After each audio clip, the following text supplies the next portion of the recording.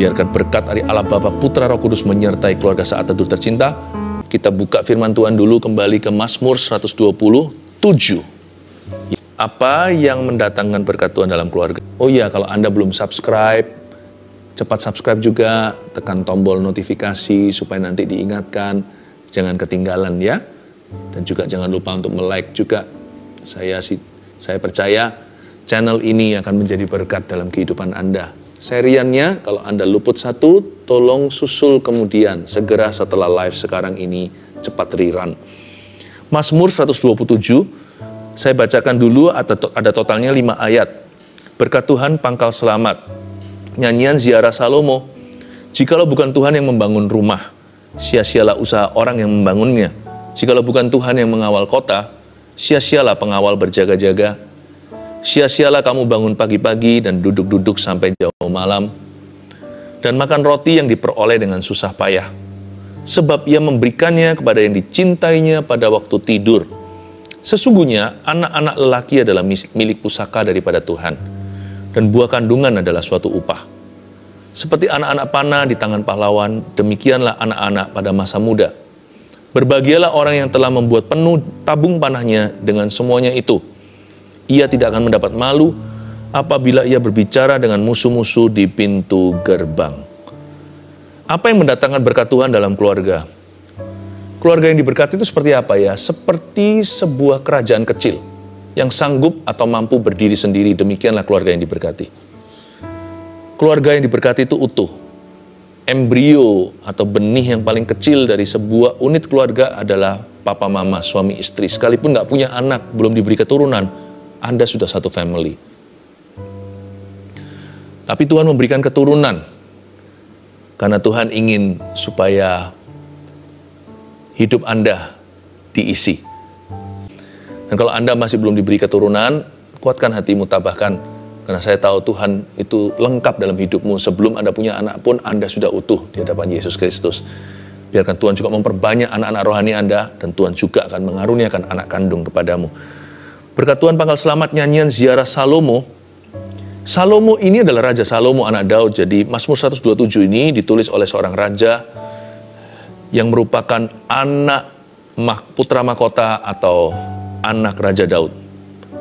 Nama Salomo dalam bahasa lain, Tuhan memberikan kepada Daud, kamu kasih nama anak ini ya, yaitu Yediah. Bahasa Indonesianya Yedija, Yedija. Atau dalam bahasa Inggrisnya Jedediah, yang artinya beloved, atau yang aku cintai. Saya nggak ngerti kenapa ya Salomo kok mau pakai nama Salomo, padahal Tuhan kasih dia nama Jedediah. Kenapa si Daud nggak kasih dia nama Yediah, seperti yang Tuhan berikan, saya nggak ngerti. Tapi yang pasti bagi saya, nama yang kurang populer ini lebih meaningful. Selain Tuhan yang memberikannya, ada maknanya. Salomo lebih keren memang. Solomon, the king. Raja Sulaiman. Wah, kayak gimana gitu di Timur Tengah. Tapi Jedediah atau Yediah itu jauh lebih bermakna kalau menurut saya. I think Tuhan itu punya maksud tertentu memberi nama itu. Tuhan ingin dia ingat bahwa dia itu diangkat karena dicintai, bukan karena dia layak. Dia itu berhikmat karena dia minta. Sama, apa yang mendatangkan berkat Tuhan dalam keluarga, itu harus dimulai dari hati. Harus dimulai dari cinta kasih. Segala sesuatu yang dari berkat, segala sesuatu yang merupakan berkat Tuhan itu nggak datangnya dari harta. Itu hanyalah kendaraan saja. Kalau kita mau melihat Tuhan dalam keluarga kita, yang pertama dibangun adalah kerohanian. Bukan karirnya dulu. Bukan hobi apalagi. Yang pertama dibangun adalah hubungan. Dan terutama hubungan dengan Allah yang menjadi fondasi.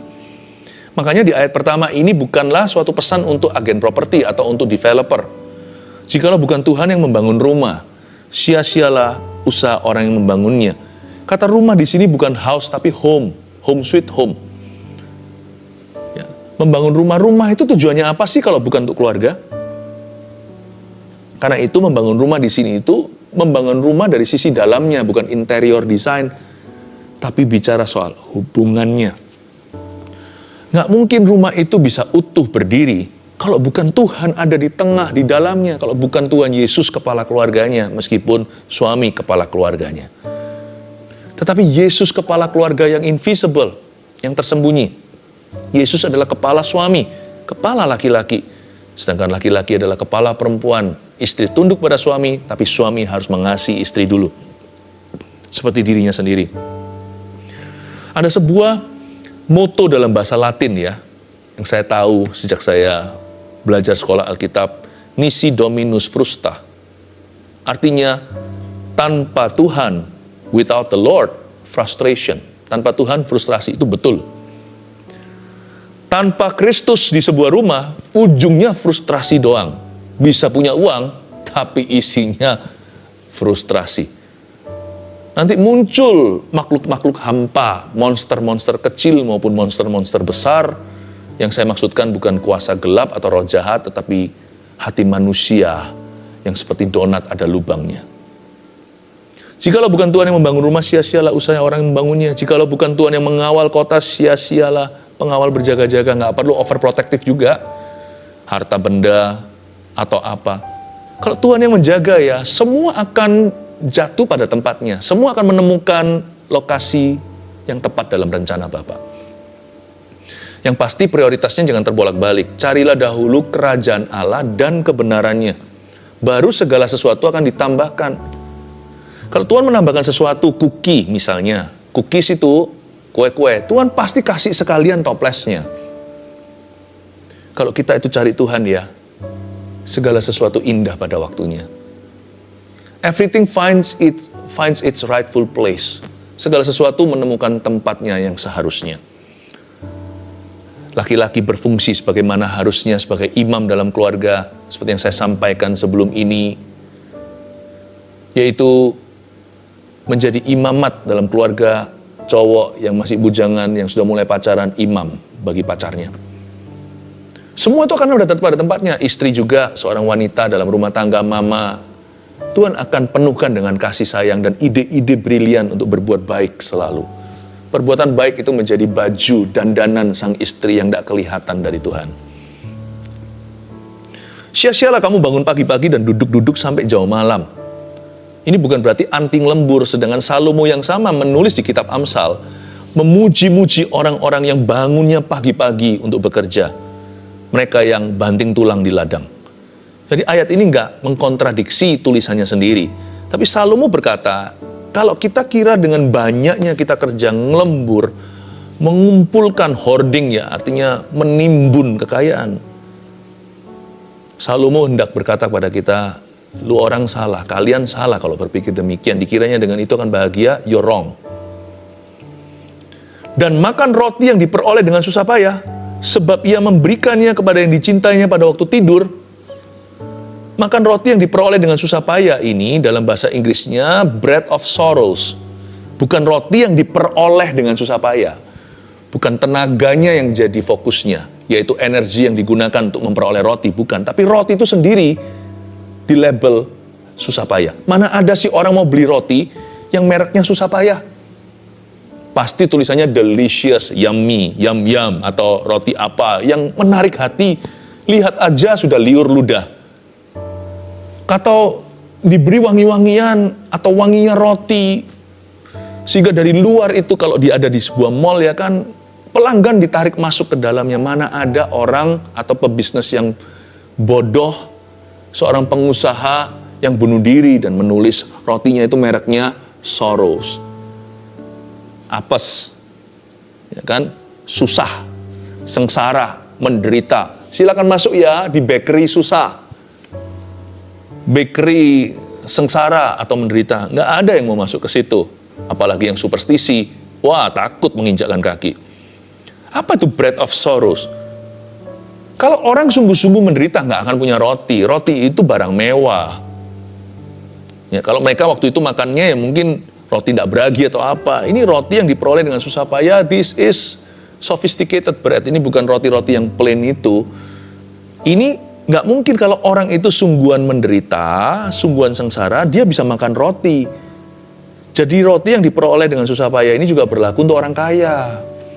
Berarti roti mereka itu didapat dengan mudah, tapi ketika sampai di tangan mereka jadi roti susah payah. Kalau orang miskin sih sudah pasti, itu sudah rahasia umum, rotinya diperoleh dengan susah payah. Tapi kalau dia hatinya pada Tuhan, miskinnya adalah miskin di hadirat Allah, berbahagialah orang yang miskin di hadapan Allah. Ya. Orang boleh miskin harta, tapi hatinya itu kaya dengan Allah, dengan roh Allah. Roti yang dapat dari susah payah jatuh ke tangan orang miskin yang demikian langsung jadi roti yang kaya raya. Karena dimakan dengan senyum dan dengan tertawa. Dimakan dari hati yang berbahagia, hati yang gembira adalah obat, semangat yang patah keringkan tulang. Ini bukan roti yang susah didapatkan, tetapi roti ini tergantung di tangan siapa. Di tangan orang-orang tertentu, miskin atau kaya, kalau hatinya jauh dari Tuhan, jikalau orang itu zero kerohanian, apalagi kalau defisit minus, tidak menganggap serius kerajaan Tuhan dan kebenarannya, roti itu ditaruh di tangan mereka, baik miskin atau kaya, menjadi roti sengsara, the bread of sorrows. Makanya itu kalau kita ingin mendatangkan berkat dalam keluarga kita, belajarlah untuk murah hati kepada sesama. Belajar untuk punya sifat pemberi, bukan kikir. Yang perlu diimprove, yang perlu untuk di-upgrade ya, itu bukan hanya standard of living, tapi standard of giving. Kita jangan hanya meningkatkan terus-menerus standar kehidupan. Dulu rumah kontrakan, sekarang beli sendiri. Ini sekarang udah rumah sendiri, lunas lagi. Dulu mobil yang jalannya grek dan suka mogok atau alias berhenti tak diundang. Mobilnya bisa stop tanpa peringatan. Karena memang mobilnya bukan mobil yang bermasalah. Sekarang naikannya mobil mewah. Itu kan naik standarnya. Jangan irilah sama orang yang menaikkan standar hidupnya asal halal. Bersyukurlah untuk mereka. Siapa tahu, kita kan nggak pernah tahu, jangan menghakimi bahwa orang itu diberkati karena dia banyak memberi atau banyak menabur. Makanya Tuhan itu menunjukkan kuasanya. Jangan pernah kita iri hati. Nggak tahulah urusan orang itu dengan Tuhan. Urusi urusanmu sendiri. Ya. Tapi ada orang yang menabur, kata Alkitab. Ada orang yang menghambur-hamburkan, memberi tambah kaya. Tapi ada orang yang kikir, semakin miskin. Kita nggak pernah tahu ya. Pokoknya yang penting, kalau kita mau ujilah diri sendiri. Bilang sama Tuhan, lihatlah apakah ada jalanku yang serong, tolong luruskan. Biar aku berjalan pada jalan-jalanmu yang kekal. Roti sengsara, bread of sorrows. Kalau kita nggak mau roti di tangan kita itu sengsara, maka kita perlu juga memperhatikan bagaimana kita memberi kepada orang lain. Keluarga yang nggak bahagia, tahu nggak, adalah keluarga yang kikir. Dan apa yang tidak mendatangkan berkat, dalam keluarga kita, yaitu roh yang kikir.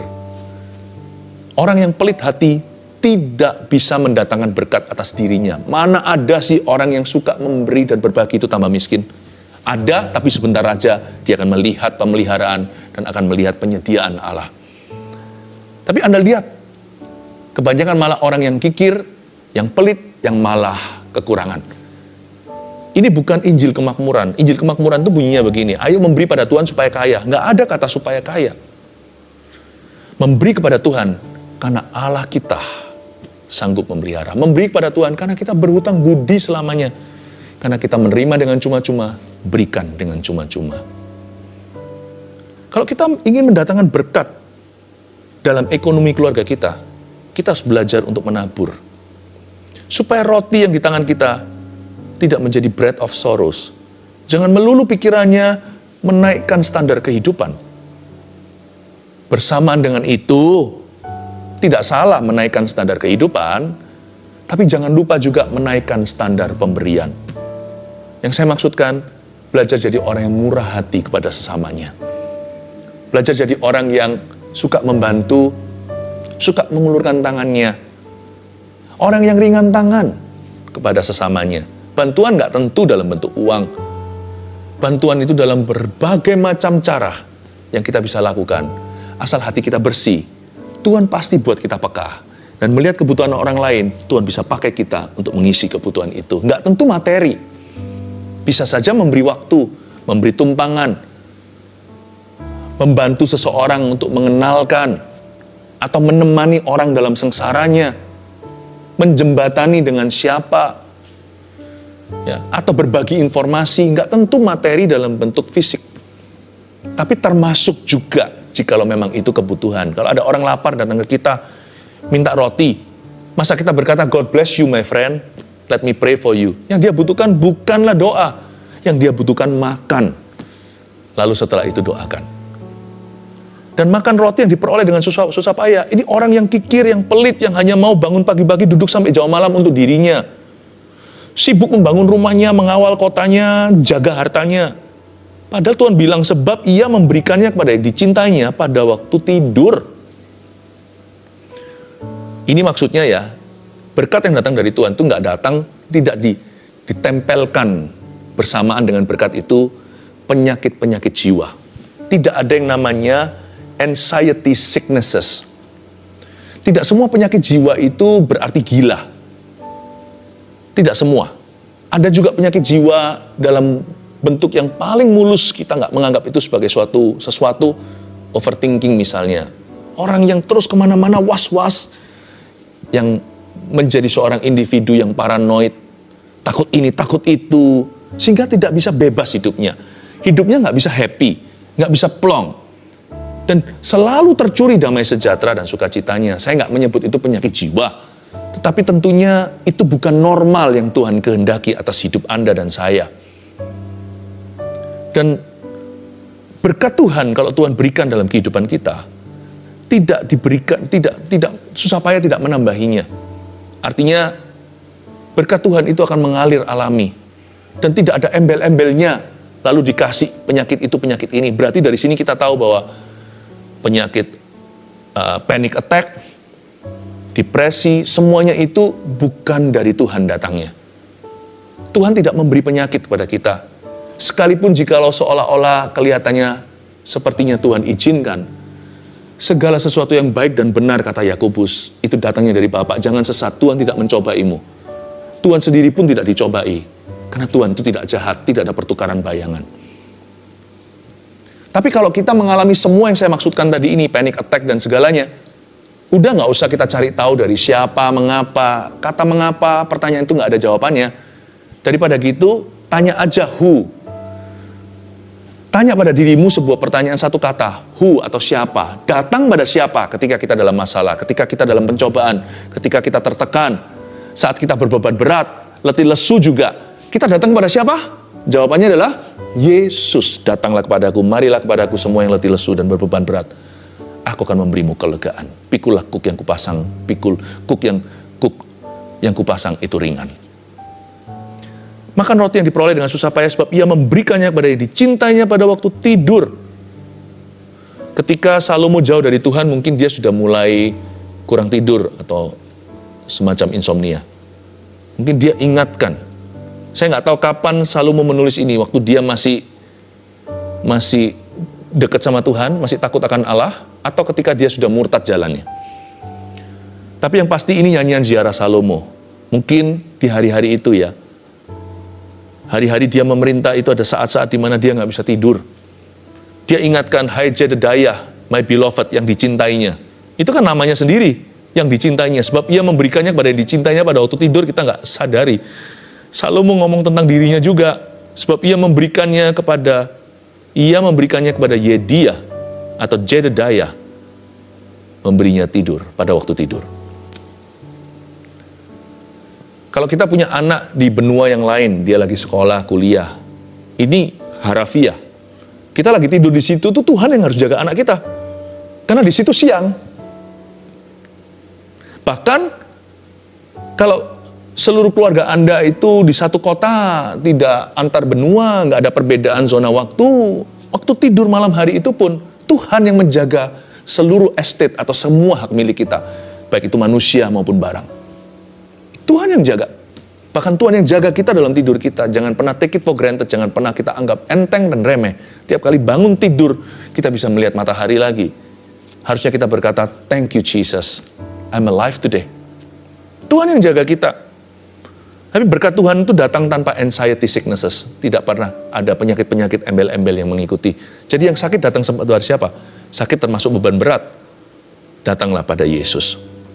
Sesungguhnya ayat 3, anak lelaki adalah milik pusaka daripada Tuhan, dan buah kandungan adalah suatu upah.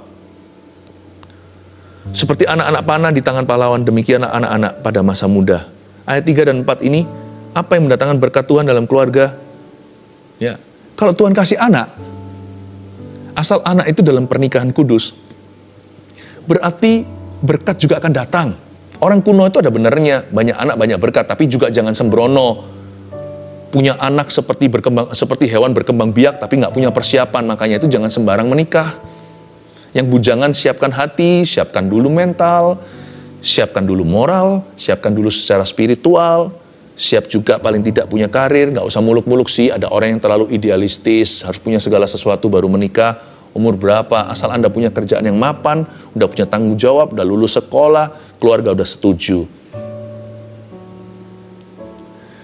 Kalau keputusan yang Anda ambil itu sudah di dalam tanggung jawab yang baik, dan ada restu Kristus di dalamnya alias pernikahan kudus, saya percaya dengan memberimu anak, Tuhan memberimu berkat. Sebab anak itu akan mendatangkan berkat. Tuhan tidak pernah mengutus mulut, lalu tidak memberinya makan. He who creates mouths will send meat to feed the mouth. Dia yang menciptakan mulut, betapa indah anak kita kan. Kalau Anda lihat bayi itu, 2 mata, lalu telinga, hidung, mulutnya, kita rayakan putra-putri kita. Jari-jarinya lentik indah, kakinya lengkap, hargai, yang cacat pun harus disayangi. Apalagi yang lengkap juga, jangan keluhkan. Yang penting jangan beda-bedakan laki dan perempuan. Karena di Alkitab dikatakan anak lelaki itu milik pusaka. Perempuan tidak kalah, buah kandungan adalah upah. Mana lebih gede? Inheritance atau reward? Milik pusaka itu, wah milik pusaka. Tapi upah itu kan sesuatu yang dituju. Upah itu sesuatu yang di depan. Upah itu seperti, kalau ini semua udah beres, ini, ku beri sesuatu. Ku berikan imbalannya. Berarti lebih besar daripada semua usaha kita dong. Kalau kita kerja keras 1 jam, lalu habis itu ujungnya dikasih gaji. Upah harian, berarti dia menghargai bahwa keringat kita itu dihargai dengan salary. Berarti salary itu melebihi keringat kita. Itu berarti inilah penghargaanmu. Karena itu jangan pernah keluhkan gajimu. Kalau sekarang itu yang Tuhan izinkan dalam hidupmu, itu melebihi keringatmu. Berarti semua hasil usaha kita dinilai dengan itu. Dan inilah penghargaannya di ujung hari atau ujung bulan. Tapi anak perempuan itu ternyata adalah sesuatu yang dinanti-nantikan. Jangan seperti orang-orang kuno atau kolot. Wah perempuan, maunya cowok, maunya laki-laki. Anak perempuan itu sesuatu yang dinantikan 9 bulan. Wow, anak perempuan, keluar anak perempuan sungguhan. Yeay, happy, haleluya. Inilah upah atas semua penantian kami, upah atas jerih payah, upah atas kesusahan kami di bawah kolong langit, di atas bumi. Tuhan memberi kami a daughter, memberi kami anak perempuan. Nggak kalah dengan milik pusaka, beda aja perannya. Sesungguhnya anak laki-laki adalah milik pusaka. Jikalau kita melihat satu keluarga anaknya banyak, kalau itu keluarga yang sehat dalam Tuhan, ya kan, jangan pernah berkata, anak banyak gitu, wow, gak bisa bayangkan pengeluaran mereka, salah. Justru karena anak banyak itu, Tuhan kasih lebih banyak pemasukan. Supaya Tuhan yang memelihara, karena anak itu titipan. Sadarkah Anda, yang saya katakan tadi, Tuhan yang ciptakan perut akan mengisinya. Tuhan juga akan kirimkan daging. Haleluya. Kalau kita selama ini meragukan putra-putri kita, ini untuk orang tua ya. Kalau kita meragukan mereka, dan mereka menjadi doubtful blessings, menjadi berkat yang meragukan. Gak yakin aku. Itu karena yang salah, yang perlu introspeksi juga orang tua. Kenapa anak punya berkat itu diragukan? Karena kita adalah orang tua yang ragu-ragu. Kalau kita dikasih anak, laki atau perempuan, kita harus berkata, Tuhan tolong kami untuk mendidik dan membesarkan. Beri kami berkat untuk bisa besarkan anak ini dan jadikan. Jangan ragu. Jangan ragu berkatmu, jangan ragu berkat mereka. Supaya fokus Anda pada potensi, bukan pada kelemahan mereka. Jangan fokus pada kemalangan, fokus pada kelebihan.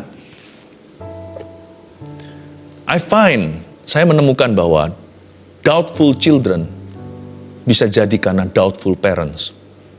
Anak yang ragu-ragu bisa jadi karena orang tuanya ragu-ragu dulu. Putra-putri yang ragu-ragu akibat papa mama yang ragu-ragu juga bisa. Tidak bisa pukul rata ya, selalu ada perkecualian. Ada orang tua yang perfect kayaknya, udah sempurna. Anaknya nakal juga ada. Tapi paling tidak kita bisa tarik garis besar. Supaya kita bisa jadikan itu bimbingan dan tuntunan pelita bagi kaki, terang bagi jalan. Seperti anak-anak panah di tangan pahlawan kan? Demikianlah anak-anak pada masa muda. Anak muda itu seperti anak panah. Anak panah itu nggak bisa tumbuh. Coba ambil anak panah, taruh di tanah, disirami, kasih pupuk. Tumbuh nggak? Nggak bisa tumbuh. Yang tumbuh hanya usia mereka atau badan mereka tambah gede. Jiwa dan roh, apa yang di dalam itu seperti anak panah. Nggak bisa tumbuh jikalau Anda tancapkan, biarkan berkembang sendiri, Anda tidak gubris, tidak didik, tidak mentori, lalu tumbuh sendiri. Nggak bisa. Itu mimpi. Apa yang di dalam mereka itu anak panah, yang di luar itu tumbuh sendiri. Anak panah gimana? Coba Anda lihat, anak panah kalau bikin gimana? Seperti di Amazon, yang primitif. Orang-orang yang di situ ambil dari kayu tertentu, lalu di situ dia lalu dia apain? Sama dia lewat cara craft atau prakarya, dibikin sesuatu yang runcing ujungnya, dan dibikin begitu mulus supaya nanti melejit tanpa gangguan, melawan gravitasi bumi.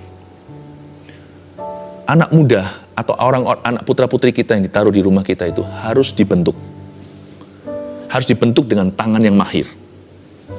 Makanya papa mama harus takut akan Allah, harus dekat sama firman. Tangan kita ini begini terus di atas Alkitab. Seperti orang yang disumpah di pengadilan, jangan lepaskan. Maksud saya bukan secara harafiah atau secara fisik ya. Secara rohani ini kiasan. Tanganmu jangan lepas dari Alkitabmu. Matamu jangan lepas dari Yesusmu. Mulutmu jangan lepas daripada berdoa.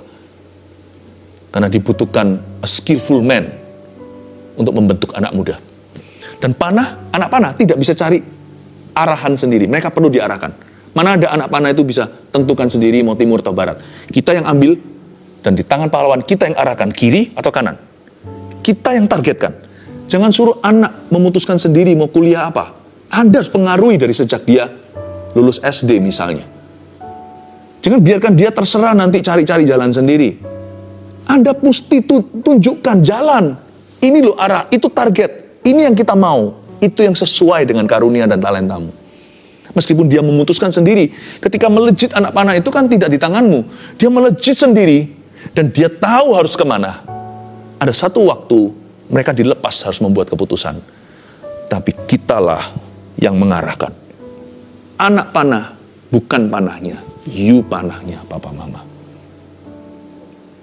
Senarnya adalah komunikasi dengan mereka. Berbahagialah orang yang telah membuat penuh tabung panahnya dengan semuanya itu. Penuh, tabung panah itu bukanlah gentong yang besar. Tabung panah itu terbatas. Tabung panah paling seberapa? Seginilah ya. Taruh di belakang sini. Kalau besar kan namanya ini. Namanya apa itu? Kalau yang kecil di situ, berarti nggak perlu banyak anak di sini. A quiver is small and it's full. Dalam bahasa Inggrisnya quiver itu atau tabung panah itu kecil aja, pipih, tapi penuhkan. Bicara tentang kualitas bukan kuantitas. Bukan banyak-banyakan anak. Kita bukan buka ternak. Tapi berapapun yang kau miliki, sedikit atau banyak, arahkan mereka. Yang berikutnya, ia tidak akan mendapat malu apabila berbicara dengan musuh-musuh di pintu gerbang. Musuh-musuh di pintu gerbang ini bukan perang. Maksudnya, kalau dia berbincang-bincang dengan orang-orang di masyarakat, di pintu gerbang adalah tempat orang-orang itu rundingan. Bapak, Ibu, Saudara, keluarga Saat Teduh tercinta, a blessed family, satu keluarga yang diberkati Tuhan, adalah keluarga yang seperti kerajaan kecil yang sanggup berdiri seperti sebuah kerajaan kecil atau kerajaan mini dengan army atau dengan tentara yang bisa melindungi dirinya sendiri. Sekarang kelihatannya kecil, bisa merepotkan. Nanti suatu hari kalau besar, itu menjadi aset dalam family Anda. Hubungan yang baik itu, Keluarga itu seperti tim yang tidak bisa digoyahkan oleh dunia. Masing-masing keluarga yang diberkati seperti satu kerajaan sendiri yang tidak bisa goyah. Ada aja dari situ, belum lagi kalau ditambahkan nanti menantu dan koneksi-koneksi mereka. Wow, keluarga mungkin hanya 3, 4 orang, bahkan 5. Tetapi kalau benar-benar dijaga, berkat Tuhan ada, itu keluarga penuh seperti tabung anak panah. 1, 2, 3 dengan ini saya selesai. Apa yang mendatangkan berkat Tuhan dalam keluarga? 1, sembah Tuhan dalam roh dan kebenaran. Itu termasuk tadi memiliki prinsip yang benar, yaitu tanpa Kristus frustrasi. Carilah Tuhan. Artinya sembah Tuhan dalam roh dan kebenaran itu juga berarti jadilah pemberi. Jangan izinkan ketamakan maupun kepelitan hati bertahta di dalam family. Memiliki kerohanian yang benar. Jangan menyimpang ke kiri atau ke kanan. Persis di jalur Tuhan. Kerohanian yang benar itu berarti juga murah hati, penuh dengan kebajikan. Sembahlah Tuhan dalam roh dan kebenaran. Utamakan Kristus dalam keluargamu. Itu yang mendatangkan berkat dalam family Anda. Yang kedua, jangan bedakan anak lelaki dan perempuan. No pilih kasih. Sebab di mana ada pilih kasih, ada kejomplangan, di situ ada kesenjangan. Di mana ada kesenjangan, berkat Tuhan tercuri dan bocor kemana-mana. Itu seperti membuat lubang atau suatu panci yang dimiringkan, pasti jatuh semua dan tumpah ruah. Berkat Tuhan tidak bisa penuh, tabung anak panah itu akan setengah kosong. Kalau kita pilih kasih, dan kita membedakan anak lelaki dan perempuan, bahkan anak lelaki dengan lelaki, anak perempuan dengan perempuan, jangan pilih kasih. Setiap anak itu berharga di mata Tuhan. Toh nggak punya 1000, kan hanya beberapa saja. Yang nggak punya anak, coba ditanya di interview. Mereka ingin loh bertukar tempat denganmu. Kalau bisa mereka yang punya anak, Anda yang tidak punya. Putra, kenapa kalau kita punya anak di rumah kita tidak hargai dan cintai, kita sia-siakan mereka. Jangan pilih kasih, jangan bedakan. 3, arahkan setiap anak dengan doa dan dengan hikmat. Arahkan setiap anak dengan doa dan hikmat. Ingat alegori anak panah tadi? Siapa yang arahkan? Papa mama. Jangan izinkan orang muda groping in the dark. Jangan sampai mereka meraba-raba dalam kegelapan. Tak tahu mau kemana. Buka mulut, buka hati, dekati mereka. Ajak bincang bicara, mentori, dan iringi perjalanan hidup mereka. Niscaya pasti dalam keterbatasan kita dalam mementori. Kadang-kadang kita merasa kurang memadai, kurang bisa. Tapi lakukan sebisanya, sisanya adalah anugerah, sisanya adalah kasih karunia Allah. Papa, mama, ayah, ibu, Anda pasti mempan dalam hidup anakmu. Saya ulangi, Roh Kudus berkata begini, Anda pasti mempan dalam hidup anakmu. Mereka tidak butuh pendeta, mereka butuh Anda. Mereka tidak butuh psikiatris, mereka butuh Anda dulu. Haleluya. 1, 2, 3 ini Anda sudah tulis ya. Sembah Tuhan dalam roh dan kebenaran. 2, jangan bedakan anak lelaki dan perempuan. 3, arahkan setiap anak dengan doa dan hikmat. May God bless your family. Sembah Tuhan dalam roh dan kebenaran. Terima kasih Tuhan, Kau berbicara hari ini kepada orang tua, pada anak muda, pada anak kecil juga. Thank you Tuhan, Kau adalah Allah berbagai generasi. Terima kasih untuk firman-Mu, Kau melengkapi kami. Biarkan berkat dari Allah Bapa, Putra, Roh Kudus menyertai keluarga Saat Teduh Tercinta, dan keluarga mereka pulih, berkemenangan, dan diberkati. Dalam nama Yesus yang percaya dan menerima katakan, Amin. Mari